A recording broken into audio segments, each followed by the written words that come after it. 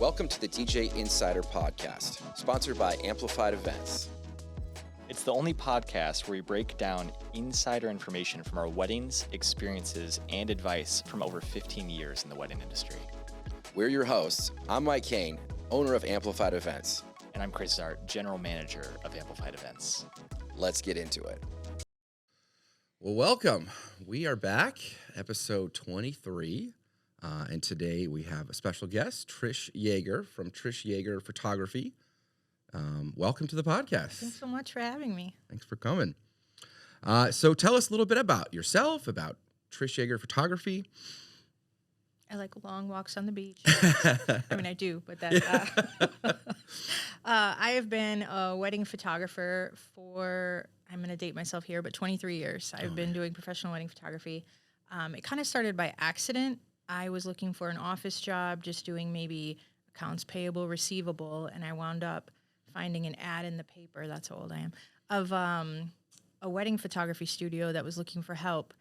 And it just sort of happened by accident. I fell in love with weddings. I fell in love with them. I begged people to take me with on weddings. I wanted to know everything about weddings. I started begging people just to let me carry their bags so I could go with on weddings. And it was really an amazing experience because I learned lighting and posing before I ever owned a camera. Oh, wow. So I saved up for a camera. I really wanted to do this. And to date myself even further is I started shooting weddings on film. So that was a totally different experience to learn, but you learn about exposure and you learn how to light things with film that we don't have. I mean, digital is so much easier now to do that. So it was a lot to really do that. So I was living in Chicago at the time, and I was independent contracting for a lot of the big name companies in Chicago. So they would send me contract on a Monday saying, you're going to go and do Janet and Steve's wedding on Saturday at this venue. So I would show up, and here's 10 girls getting their hair done, and I'm like, who's the bride? I'm your photographer today. So it was very different back then because you had a shot list that you had to follow. You have to do the rings, you have to do the hands, you have to do these things. So it was very different back then, but to learn sort of photography before you learned people, if that makes sense. Yes, yeah. Yeah, so I had the chance to do that. I got very busy, and I was averaging about 90 weddings a year. What? So it was a lot. I mean, I wasn't editing and I wasn't meeting with clients. Just showing up so and shooting. Just showing up and shooting. Little weekend warrior action. So it was very fun. It wasn't until I had a wedding that really changed my mind about weddings. If I tell the story, it might make me a little emotional. But I had kind of an aha moment, probably about 2011. I had met a couple. I was starting to do weddings on my own, and this was a referral from another couple whose wedding I had done, and it was a referral. So I had met them, and I didn't have a studio or anything at the time, so I went to their house to meet them, and I sat down with them and kind of just started talking to them, and they're like, we've been together 14 years.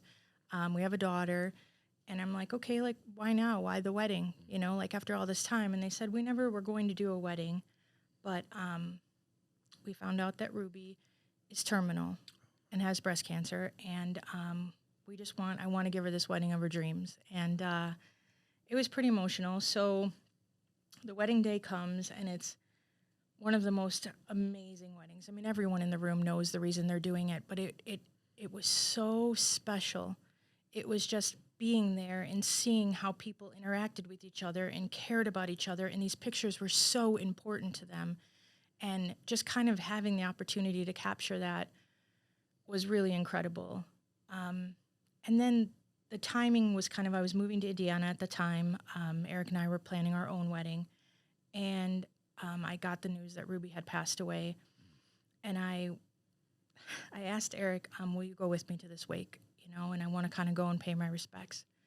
So when we get there, sorry, I'm starting to sound very somber, but you're great. We get there, and there was a really long line to get to the front, and I had seen the groom, Eric, at the front, and he had his head kind of hung low, and he was just shaking everyone's hand, thanks for coming, and we waited in this really long line, and we got up there, and he happened to just glance up and see me, And he grabbed me in like the biggest bear hug of my life and just held me so tight.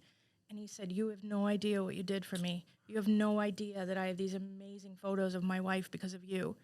And it just changed me. I'm telling you, at that moment, my life was forever changed. I realized what I did was important. It wasn't just a job on a weekend. It wasn't just a quick paycheck. It wasn't just buy a new camera, buy a new flash. It wasn't any of that. It was about the interaction and why these pictures meant so much.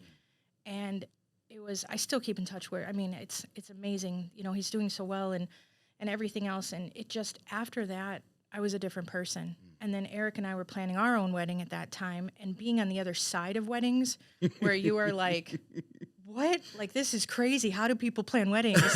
Like, what do they do? Like, you know, I'm looking at 50 different invitations. How do I even know what I want? You know, and you just realize, like, on the other end of it, but you come down to like what feels important to you. So at that time, I was just deciding, this is it. I'm going to go on my own. And that was 2011. And we got married in 2012. So 2011, I shot 91 weddings that year. Oh, my goodness. 2012, I went on my own, and I shot 6. Oh, so it was very, very different to start all over from scratch, and to have people trust you and understand you and be there for you. And I was very lucky. Eric owned a successful DJ company at the time, so he was referring me. Yeah. My wife's a photographer, you know, and it grew very fast. I was very lucky. Within 5 years, I was doing 60 weddings a year. So it was really, really great. And I think that's a lot to do with just the relationships that I've made with my couples and things like that. I mean, that was one of the things that first struck me when I met you and Eric. You both, it's obvious about the way you guys carry yourselves, about the way you communicate with other vendors, with your couples, and the day of the wedding, all that stuff. It's very clear you guys are connected to why you do it. And I'm the same way, where I've always been like, these are people. This is a wedding. This is a big day. And I talk about it at my staff meetings, like, we get to be a part of this. Mm-hmm. And if you have that focus going in, it changes how you do things, how you approach it, how seriously you take it, all those kind of things. It's an honor. Yeah, I mean, it really it's is. an honor to be a part of someone's wedding. It's a big day in people's lives, and they remember it. And I'm like, you get to be a part of that. And what's really even cooler is you're capturing that memory. You're helping that memory continue on. And it's amazing how much, like, people trust us, you know, with that. They really do. It's wild. And they should. And I like to think of it as you want to be honorable of that trust. You want to put in the work, you put in the everything leading up to, Eric said, is like 80% of the value I provide is before we even play a song. That's the truth. And it showed in that wedding that we did last month. That was so fun, wasn't it? That was a really cool wedding. I saw you posted those photos today. Such a fun wedding. And those will stick with me forever. I mean, it's one of those things, and them too, and all the guests who were there. It's a really big thing, and it's really cool to see, and it's part of why kind of we started the podcast and started interviewing people like yourself and Eric, your husband, about like, why do we do this, and what cool things we've learned along the way. You know, already I was going to ask what sets you apart from the photographers, but that was already pretty clearly evident. Well, to be honest, I don't know if that is the reason that sets me apart. I mean, I am we are both so lucky. I mean, we have a thing here in Northwest Indiana where we have some of the best vendors in the world. I mean, I fangirl over other photographers that are in this area, and I'm like, how am I lucky enough to be a part of this talent? I mean, there are so many friends. I mean, we joke, we call them frienders. You know, the little other vendors become our friends, and you're just so proud of them. You know, you're proud of everything they're doing and they're accomplishing, and so many people just have the same goals as all of us, where we just really care about the weddings. Yeah. Yeah, and you really see that, and you see people grow over time, and you're encouraging them, and they're encouraging you, and rooting. It's kind of almost like teammates in like a sports kind of. It really is. And then you get teamed up on a wedding. You're like, oh yes, they're with this here person. We go again. This is going to be a fun night. I just worked with Chris a couple weeks ago. Yeah. We had a great wedding too. Yeah, that was the one. It was kind of ironic because Eric was reaching out. We were scheduling for him to come to shadow with me at a wedding, and he's like, "Oh, Trish will be at that one." I go, "Which one is it?" Because it might be Chris's. Yeah, so I got to work with Chris. That was fun. But, you know, in this industry, you know, people look at it from the outside. If they don't do it, you're not doing it every weekend. You don't always understand. And so part of why I started this is for people to hear and know and learn what it's like do you see any kind of misconceptions about what your job is, what photography is at a wedding? What are some of those things that you see that people are like, this? Let me set the record straight here about what a photography is and isn't. What are some misconceptions? Well, that's a really great question because I think that anyone can go out and buy a nice camera. I think the iPhones today take amazing photos. People take great photos. You take a picture, you have a picture, and you take a great photo. The hardest part, and I think the biggest misconception with being a wedding photographer, is to do that consistently. You have to take great photos consistently under time restraints and under stressful conditions and under different lighting situations. And you have to understand lighting. You have to be able to take a photo of the groom's face as she's coming down the aisle and then turn around and take a picture of her coming down the aisle, backlit from a church in totally different lighting situations. You have to be able to do that. You have to be able to anticipate moments that you don't even realize are going to happen. Wow. You have to be in every place at every time. You have to deliver on your promises. You have to deliver on your contracts. You have to really be part of the wedding. And you're not just the wedding photographer. I'm bustling dresses. I'm finding safety pins. I'm pinning on boutonnieres. I'm running on a timeline. the food's running late. Go out for sunset photos. So it's a lot of just planning that goes into it. So a lot of misconception of, I want to be a wedding photographer is like, are you willing to give up every weekend of your life? So are you willing to miss every one of your kids' basketball games? So it's a lot of misconception with that. People think, oh, you're so overpaid to take pictures. It's not just the pictures that we're doing. So I think a lot of misconception is with that. I love that people take great photos, but doing it consistently is what honestly the hardest part. Yes, yeah, and you really highlighted some things I don't think about because I'm always coming as a DJ perspective, but some of the things are similar where there's so many elements that are completely beyond your control. There's a planned aspect to this, and that's important. But then the day of, that plan changes because light changes. People are literally moving, so you got to get them in focus, in good light. And there's a moment that we didn't tell you that was, so-and-so's birthday or somebody's dancing or doing something that you want to capture. And that's, you got to, hurry up and hustle. And it's a similar with dance floor. People expect us to show up and throw a great dance party, but there's so many elements that are out of our control with that. Some of them being even the songs we pick, because sometimes couples say, do not play these songs. And some couples say, definitely play these songs. And then we also have the dancers who have no idea the planning that went into You're like, last week this was a banger. This week it cleared the dance floor. Yeah. And so there's so many elements, and they're just like, you're a professional, figure it out.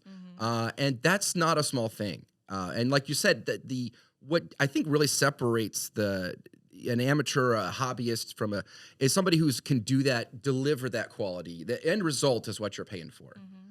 And you're capturing that memory, and it's got to be in focus. It's got to be good. And anybody who says, oh, I'll be a photographer, I'll be a DJ, it's easy. I'm like, okay, maybe. It's easy to do it once. Yeah. It's easy to get into it, but do a good job and be professional and do it consistently. Well, speaking of doing it consistently and doing it for a long time, we attend a lot of conferences. I was at a wedding conference years ago, and there was 3,000 photographers at this conference. It was a big conference. And so they start the conference, everyone in the room stand up.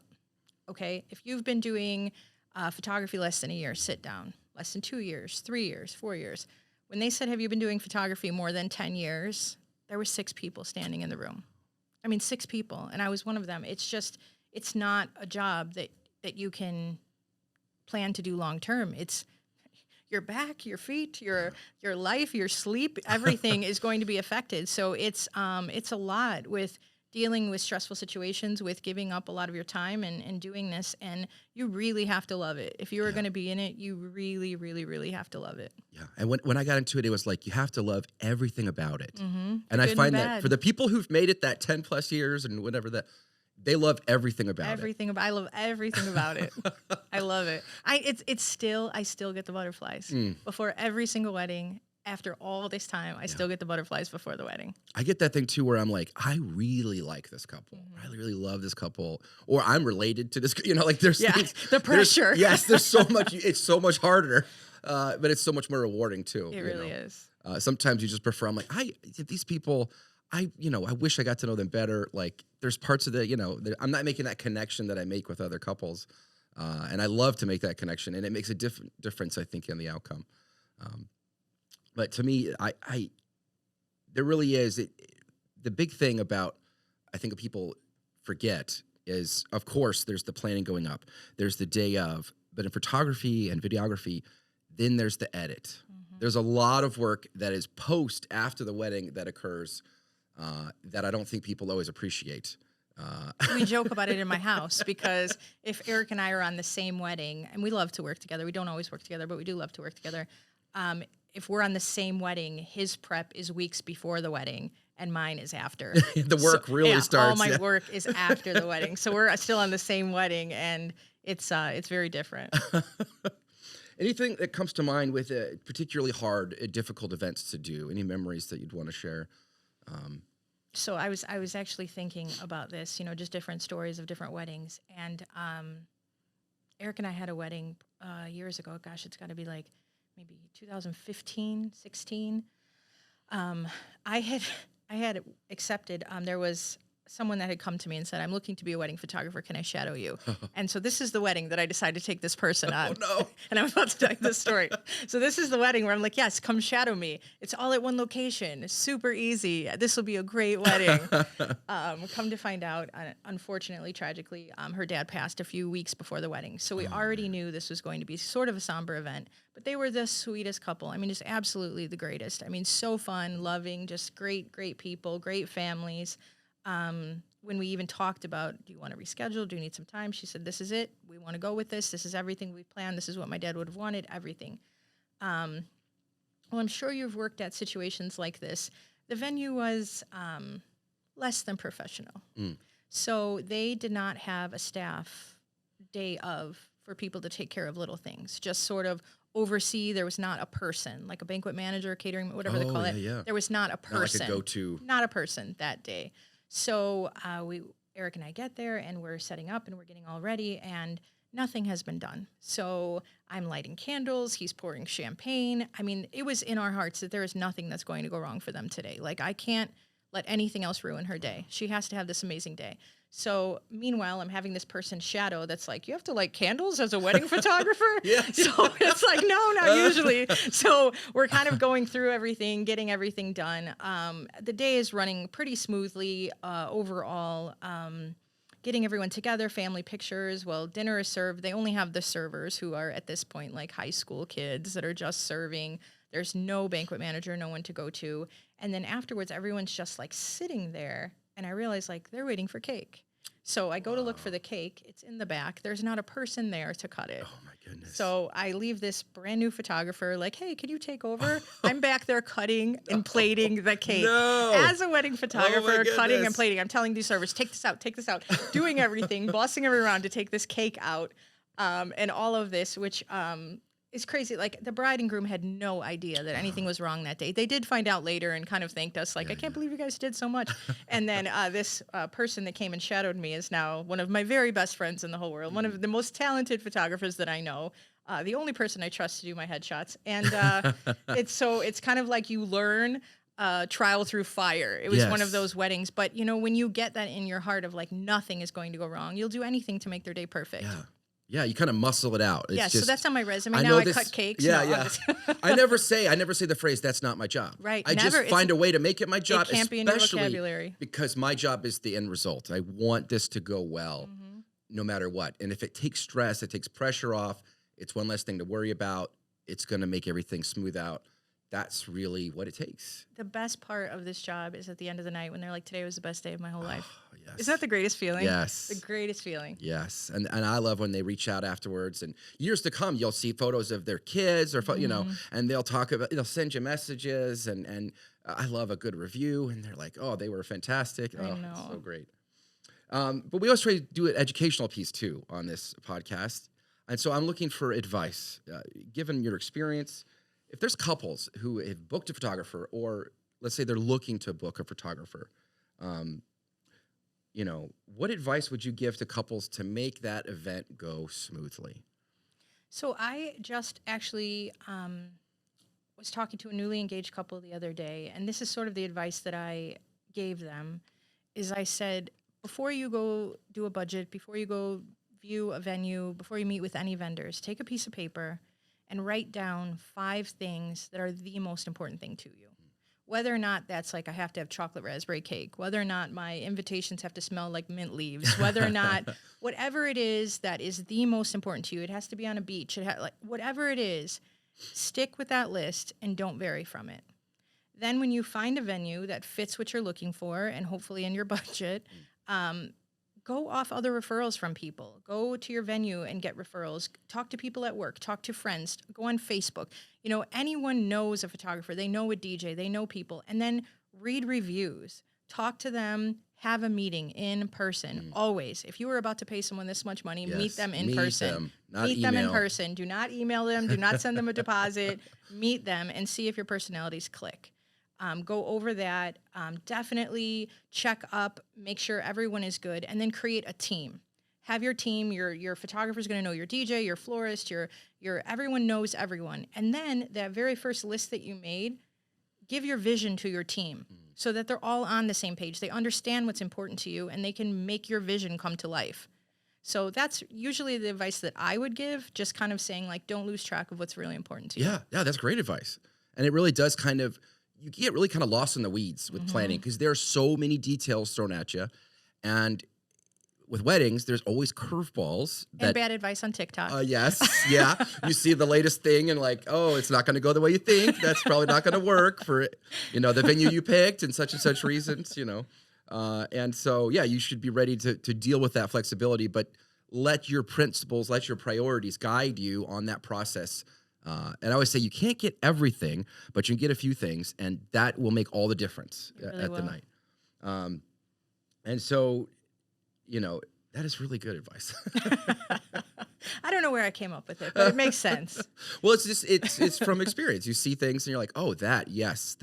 I love when people tell me this is really important to me. And then I can do it. Yeah. Whatever it is you say that's really important to you, I can do that. But when I don't know what's important to you, and I'm kind of like, Yeah, I was make a mental note, and then I listen to speeches, and people talk about songs sometimes. I'll write down that song, and we're like, okay, yes, we're going to play that later tonight. But we see a lot of stuff, good and bad, and I always like to talk about some of the wilder, crazier things.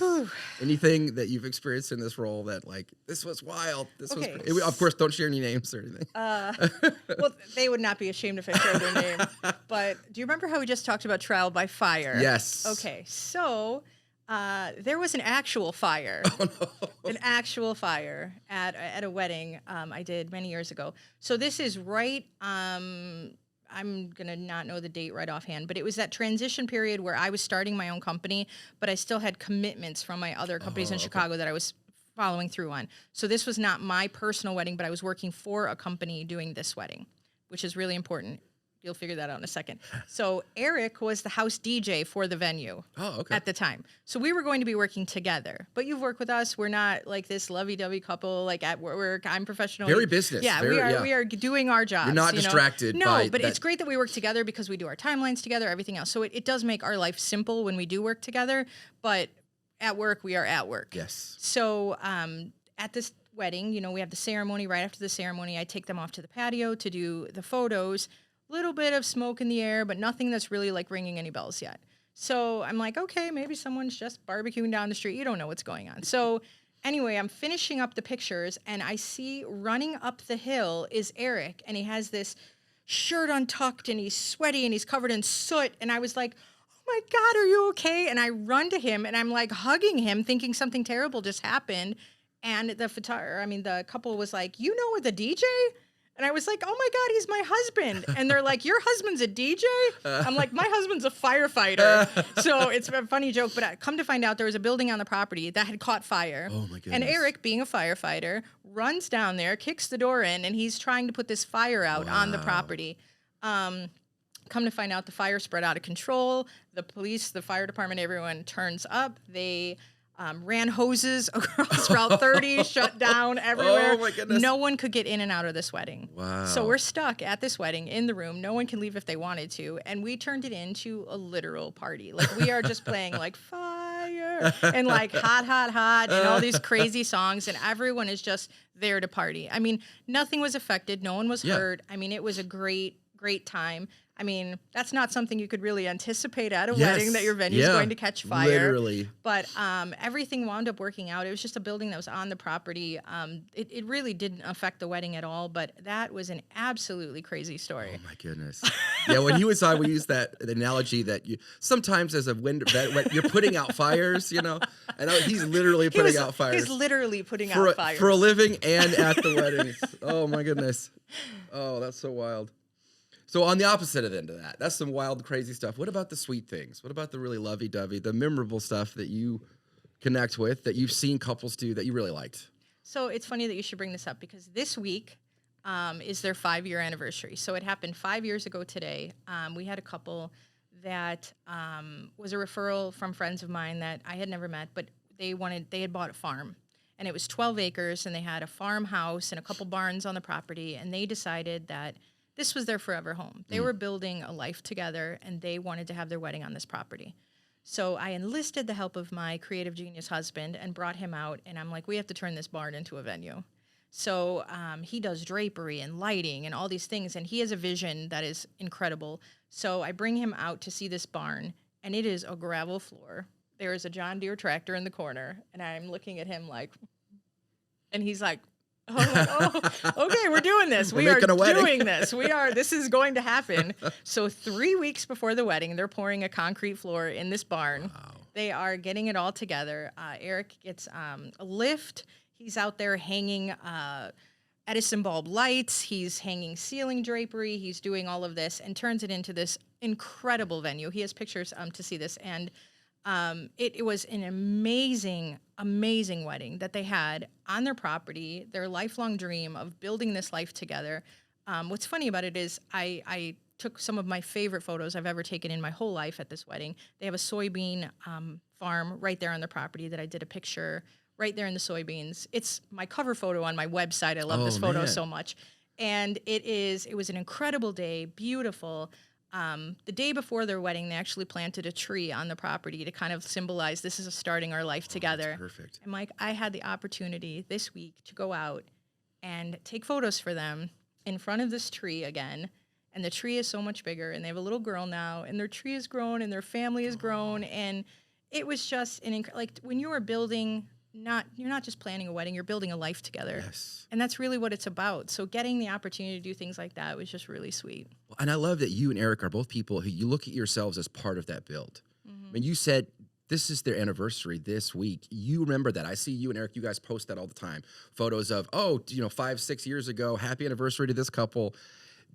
They're not paying you for that. No. You just remember, and you are so connected to them like you're part of the family. You're part of that build, part of their lives. And I've had the opportunity so many times to go back out and photograph their families that they've built. Now there's the tree, and now there's a kid, and it's just, that's so cool. That's awesome. That is really sweet. I love that. What I love, too, it's a really example, too, of that your wedding can be whatever you want it to be. It could be a gravel floor in a barn, and then you can make it into something beautiful and great.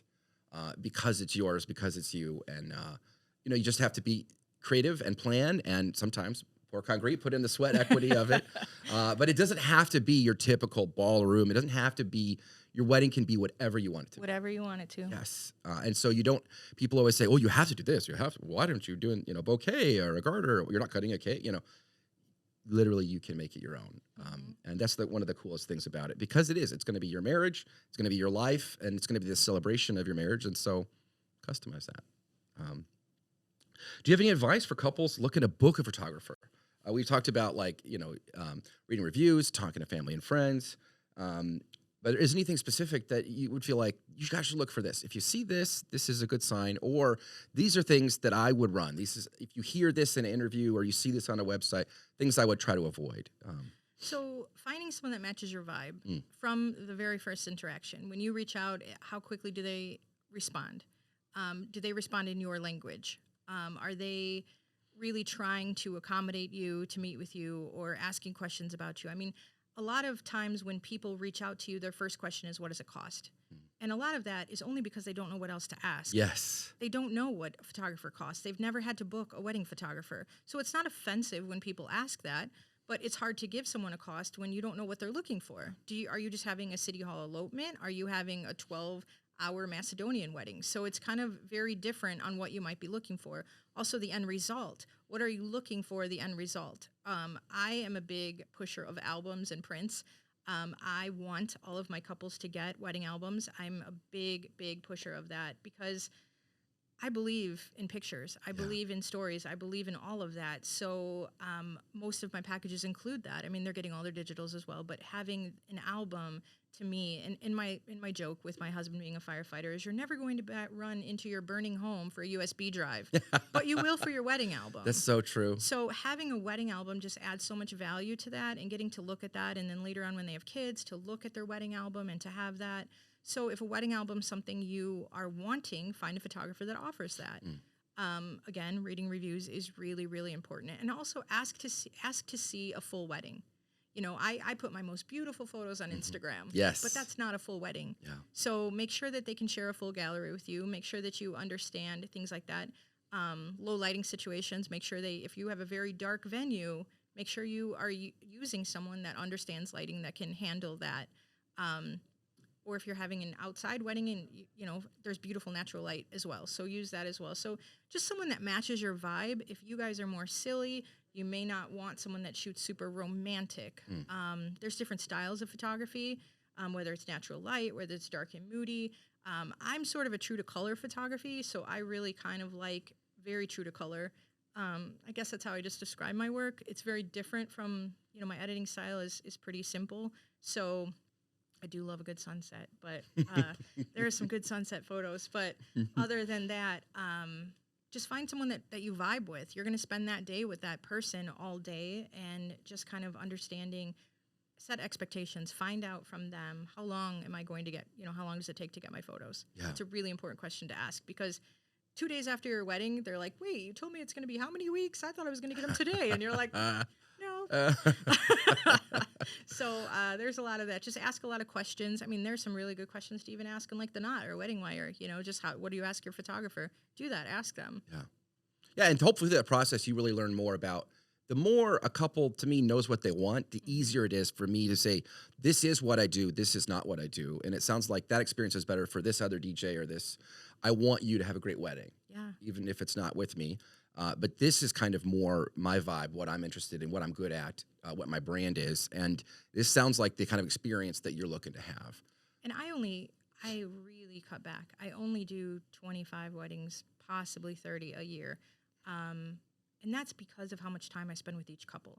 So the couples that I want to work with are the couples that want to not only invest in photography, but invest in me, to understand that I'm going to do several meetings with them to go over, you know, do we have divorced parents? Do we have deceased parents? Who's standing next to who? Where do people need to be at what time? We create a timeline. I, you know, go over everything that's going to happen so that we have a clear understanding. And then I'm going to say the dreaded, like, what is our plan B? Yeah. If it rains, what are we doing? Because I'm going to be the person to ask that question, because I don't want tears on your wedding day because it's raining. So there's a lot of things that we go over, just really planning meetings. And like Eric said, there's a lot of time and effort that goes in before the wedding even happens. Yes. Yeah. And that equals the day of to a such more smooth, better, more fun, memorable they're like experience. my friend Trysh is here. They don't even say a photographer She's anymore. got you it. know, We're she's good. got it. We're good. You know, so it's like I want them to feel that. And so it takes a lot. Number one, to get people to trust you. And number two, to understand that you do have their best interests at heart. Yeah. Mason talked about something similar. She shot that wedding with you and me, and the one I attended with Eric. Oh, she's the best. She's really good. But she talked about something similar, that her advice was like, you're going to spend a lot of time with this person on the day of your wedding. And I hope you like them. You know, I hope you vibe with them. But more than that, I hope you trust them. Right. Because they're going to be responsible for capturing this day, the good, the bad, the ugly, all of it. And so hopefully you've met with them, you know them, you trust them, and that they understand what your vision is, and that what's important to you, and then they can best capture that. And also, and what I learned from Eric is like, we can help make that happen. And it may be a different plan than what you thought, but what about this? Have you thought about this? You know, really helping people. A lot of, like you said, the first question they ask is, what's the price? Because they don't always know what to ask. So they start there. But I've learned that doing this long enough, you know what to, when people best say what's important to them, what their priorities are, you can help guide them and give them, through your experience, the best wedding possible. Yeah. And so, you know, that's working with couples. But what about with vendors who work with photography? To DJs, whoever. What is some advice would you give to working with other wedding vendors who are either people getting into the field, they're new to being a wedding vendor? Advice you would give about working with photographers? Things. Ooh, working with photographers. Right? So I'm not sure if I'm proud or embarrassed to say, but I've probably gone to 500 seminars, workshops, all kinds of gatherings. I hired a personal mentor, a business coach. There's a lot that I've put into my business in the last 11 years. And I have come really far with that. I've learned so much just from other people. I follow so many photographers. I follow so many DJs. I follow so many wedding planners. There's conferences that we go to that are for all walks of weddings to kind of learn about different things. And I won't even sit in on the photography track. I'll go sit in on the dresses, because how are you selling dresses to people? Like, what are you looking for when someone's doing this? And you learn so much about the industry from different aspects. That is the most important thing that you can do, is just not only understanding your craft, but understanding the whole of the wedding. You are just one player in the game. You couldn't win the Super Bowl by yourself. So all of you need to work together. Like I said, our frienders, we have so many frienders in this industry, and we're so incredibly lucky. I mean, I already have a list set that I send to brides when they book me of these are the vendors I love to work with. I have a list of vendors that I refer if I'm not available. There's incredible photographers that I'm like, I'm not available, but these people would do a great job for you. And it's really great. We do a lot of networking. I love to hang out with other people. There are peeps. They're in our industry. They work every weekend. So we get that. But yeah, definitely network. And conferences is probably the best thing that you can do for yourself and for your business to really learn. Yeah, get to know, ask questions, be willing to work outside of your comfort zone or even your field to learn more about what that looks like. And never stop learning. Yes, Never stop learning, because the minute you think you know it all, you're done. Yeah.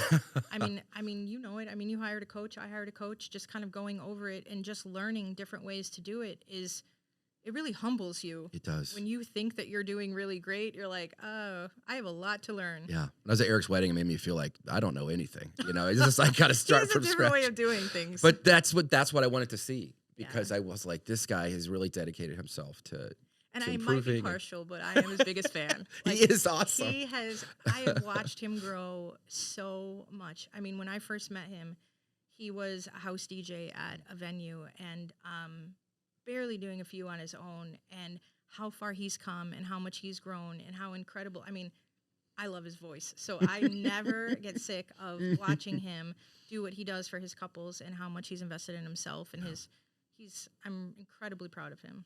Yeah. Well, I'm in that same way. I'm not married to him, but well, there are little quirks you might not want to be married to him for. But you know, you and him, I'm so impressed with the amount of dedication and work you guys put into it. To me, it was it's obvious. It's everything about you guys that you really put in the time, the effort, the education, the investment in, even in the people and getting to know them. It's not just like you said. These aren't numbers. These are people. And we want to be long-term invested in the success of this and in their lives. We want to be a part of this. This is a pretty cool thing that we get to be a part of. Anything else that you wish other people knew, guests, photographers, vendors, anybody, about what it is like to be a photographer? What is it like to be a photographer? So the hardest part is usually the gathering of the family, right? Do you ever get to see this at weddings where people are trying to gather the family? For like those not candid, they family portraits, group shots. Where the you do family like portraits. Extended, the aunts, uncles, cousins. So I always have my meeting ahead of time of like who would be in, these photos. Grandparents, and I always ask like, do they have difficulty walking? Because if we're planning on going 50 yards away to do family photos, like what should we think about? Aunts, uncles, cousins. Are you closer to your mom's side, your dad's side? So a lot of those things, and then So for that, as being a photographer, you just have to keep like, lasso and a taser. No, I'm just kidding. But it's a lot of fun. That's really And good. they, for the pictures, they just don't realize those are important until afterwards. I mean, the value of photography happens long after someone in them is gone. Yeah. And there's so much logistics to that. And lately I've been trying to like help smooth that over with the mic. I'm like, I have a microphone. I can't really do, but I can, hey, can we get so-and-so, the Smith family, you're up next. So-and-so, just to help, because if we can cut that time down and make it less stressful and make it so you're not screaming at the top of your lungs to try to get people in the photo, get set, I want to try to be part of that and help that. Well, I can tell you very simply why photography is so valuable. So if I said to you, do you have a photograph that you know of, like right offhand, maybe from your childhood or of someone that may not be here anymore, or just one picture that you could sort of think of that is really, really important to you? Okay. And if I said, can I see your picture? And you hand it to me and I ripped it up in front of you, how would you feel? I mean, like I'd lost something I can't ever get back. Devastated. Yeah. And that's why photography is so important. Wow. Like it's just moments that you're remembering, like a moment in time. You can look at a photograph and know exactly how you felt at that moment. It's incredible. Like, Takes you back there. it really does. So having that and getting to be a part of that and give that gift to people, there's nothing else like it. Well, Trish, this has been phenomenal. Thank you This so has been much so for fun. coming on. This has been really fun. Really appreciate it. If couples or people or vendor are looking to have the kind of experiences that you're talking about working with you, what's the best way they can reach out to you and connect with you? My website, you can also see the photo I was just talking about.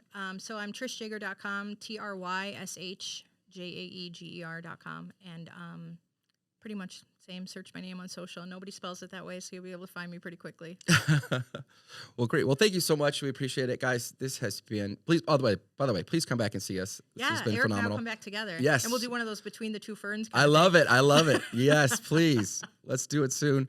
But yeah, this has been the DJ Insider Podcast. I'm Mike, owner of Amplified Events. Thanks so much. Guys, take care. We'll see you at your wedding.